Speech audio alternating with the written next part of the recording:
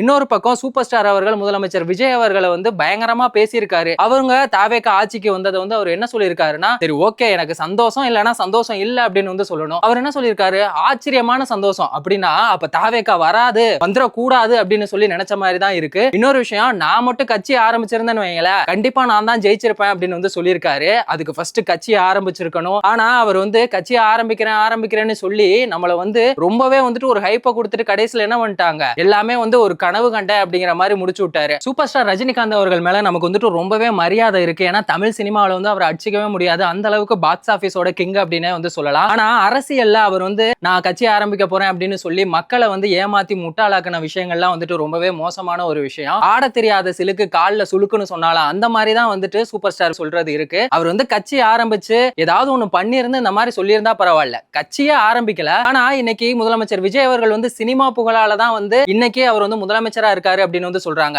அப்போ ஏன் உங்களுக்கு அந்த சினிமா புகழ் இல்லையா? நீங்க அந்த சினிமா புகழை வச்சு ஜெயிச்சிருக்கலாம்ல. ஒருத்தவங்க வந்து ஜெயிச்சிட்டாங்க அப்படின்னா அதை ஒண்ணு மனசார பாராட்டுங்க, இல்ல உங்களுக்கு அதுல கருத்து சொல்ல விருப்பம் இல்லையா, என்னால கருத்து சொல்ல முடியாது அப்படின்னு சொல்லிட்டு போங்க.